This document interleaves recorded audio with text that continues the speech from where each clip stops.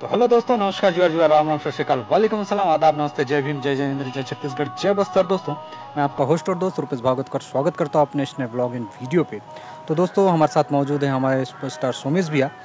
और दोस्तों, हम लोग आप लोगों के लिए, खासतौर पर दर्शकों के लिए कड़ी मेहनत कर रहे हैं और हम लोग निकले हैं दोस्तों ऐतिहासिक जगहों की तलाश में। पुराने वीडियोस भी आप लोगों ने हमारे देखे हैं जिनमें ऐतिहासिक जगहों के बारे में, जैसे बस्तर के राजपुर का किला, नारायणपुर का मंदिर और काफ़ी ऐतिहासिक जगह हैं। दोस्तों, हमारे चैनल पर जाके वो वीडियोस आप लोग देख सकते हैं। लेकिन दोस्तों, उसी क्रम में हम लोग और भी बहुत सारे वीडियोस आप लोगों को लेकर आने वाले हैं। और कहें तो दोस्तों, हम लोग आज आए हैं चमेली बावी, उनके एक ऐतिहासिक जगह स्थल पे, जहाँ पे कभी चमेली बावी बैठा करती थी। वो क्षेत्र है एक चबूतरा नुमा क्षेत्र, जो अभी पूरी तरह से आसपास का जो क्षेत्र है वह ध्वस्त हो चुका है। तो हम लोग आप लोगों को दिखाएंगे इस वीडियो के माध्यम से और छोटी सी जानकारी देंगे चमेली बावी के बारे में। तो आप लोगों को, बहुत सारे लोगों को हमारे बस्तर क्षेत्र में नहीं मालूम होगा कि चमेली बावी कौन थी। तो दोस्तों, हमारे वीडियो पे बने रहें और जो चैनल पर नए, चैनल को सब्सक्राइब कर लें ताकि आप लोग देख पाएँ हम दोनों के चैनल पे कि चमेली बावी कौन थी। एक ऐसी वीरांगना जिसके बारे में दोस्तों बहुत ही कम लोगों को पता है। तो वीडियो को हम लोग आगे बढ़ाते हैं और आप लोगों को लेकर चलते हैं चमेली बावी के संबंध में कुछ जानकारियां देने। तो चलिए दोस्तों।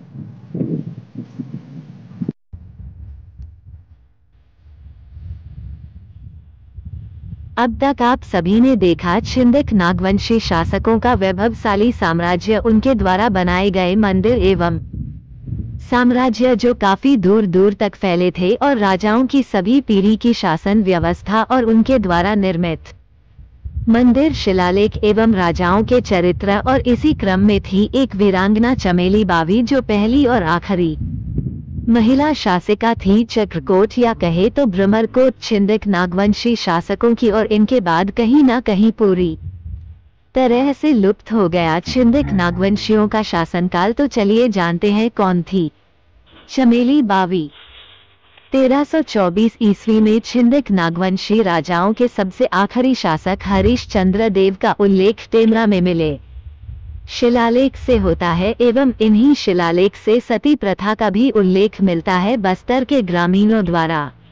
आज भी वीरांगना चमेली बावी के सम्मान में लोकगीत गायन किया जाता है। ये घटना है 1324 ईस्वी में, उस वक्त की जब काकतीय वंश के राजा अन्नम देव आंध्र प्रदेश के वारंगल से अपने राज्य के क्षेत्रफल को बढ़ाते हुए आगे बढ़ते गए, और उन्होंने गोदावरी नदी को पार कर कदम रखा छिंदक नागवंशी शासकों की इस भाग पर।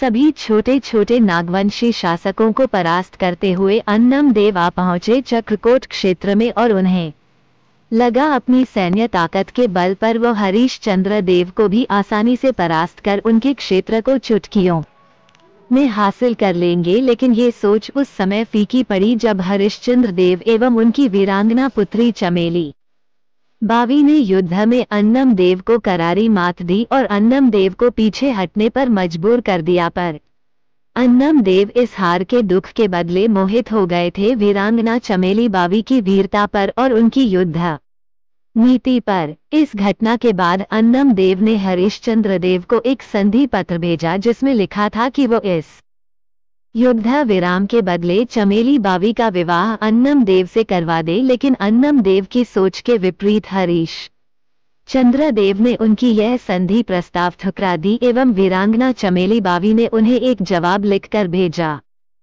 जिसमें लिखा था कि राज्य के बदले अपनी महिलाओं एवं पुत्रियों को दुश्मन को सौंप देना यह नागवंशी राजाओं की आदत नहीं। इसके बाद अन्नम देव ने अपनी सारी सैन्य ताकत को साथ लेकर हरिश्चंद्र देव पर हमला कर दिया।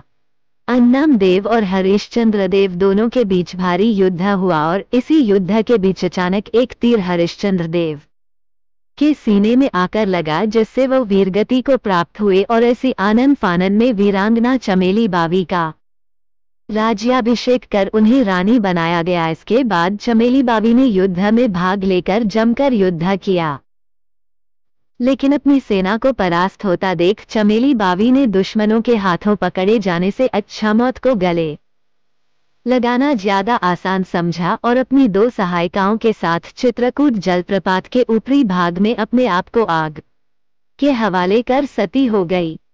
तो ये थी जीवन गाथा एक वीरांगना चमेली बावी के बारे में, जिसे आज भी सदियां बीतने के बाद बस्तर के ग्रामीण क्षेत्रों में लोकगीत के द्वारा याद किया जाता है और ग्रामीण आज भी इनकी पूजा करते हैं। इस स्थल पर जहां पर चमेली बावी सती हुई थी और उन्हीं के समीप गढ़ नाम से जाना जाता है, चमेली बावी के रहने वाले छोटे से महल को जो आज जीर्ण शीर्ण अवस्था में है, और वहां महल के नाम पर केवल दीवारें हैं जो आज भी इतिहास को जीवित रखे हुए हैं, लेकिन खुद बिखरते जा रहे हैं। शायद ये दीवारें इसलिए आज भी खड़ी हैं ताकि यह आज की पीढ़ियों को बता सके कि बस्तर में ऐसी वीरांगनाएं भी रही है जिनके बारे में शायद आज लोग नहीं जानते, लेकिन इन दीवारों के माध्यम से यह पता चलता है कि कभी यहाँ चमेली बावी जैसी वीरांगना भी रह चुकी है। इन दीवारों को इंतजार है किसी ऐसे की जो आए और इनका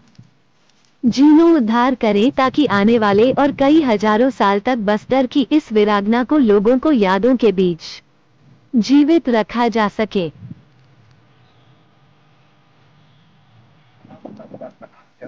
जी सर, मेरा नाम दिलाराम पटेल है सर। मैं कालेपाड़ा में रहता हूँ। राम पटेल है।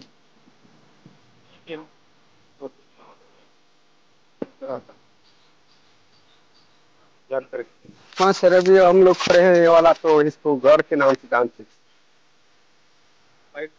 हाँ हाँ, ये दीवार दिख रहा है।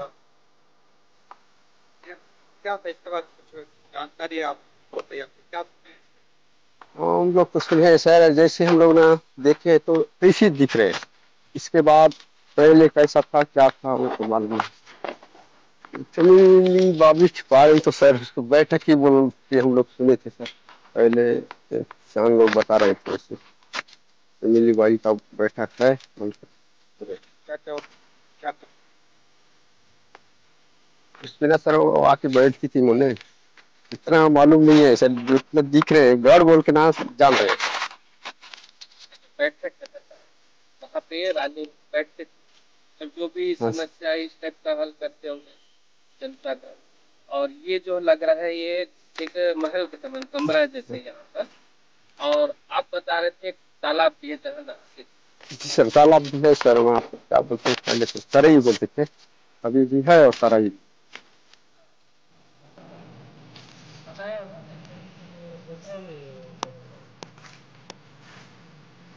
साफ सफाई की है पहले, खरीदारी वगैरह था। जी, पहले बहुत घड़ी था, इसी साल इसको ना साफ सुथरा कर दिया। यहाँ शायद और सांसद महोदय ने आए थे सर।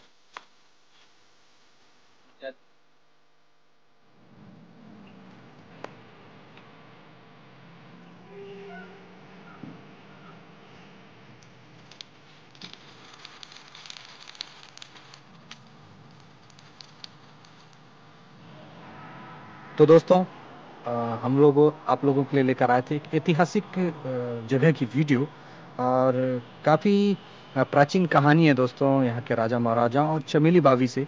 और यह वीडियो आप लोगों को कैसा लगा कमेंट करके अवश्य बताइएगा। और दोस्तों हो सकता है हम दोनों से गलतियाँ हो गई होगी इस स्थल के बारे में या फिर चमेली बावी जी के बारे में कुछ जानकारी देने में, तो उसके लिए हम लोग दोस्तों क्षमा प्रार्थी हैं। और उससे रिलेटेड अगर आप लोगों को कुछ जानकारी है तो हमें कमेंट करके अवश्य बताइएगा। तो दोस्तों यह वीडियो कैसी लगी आप लोग अवश्य बताएं।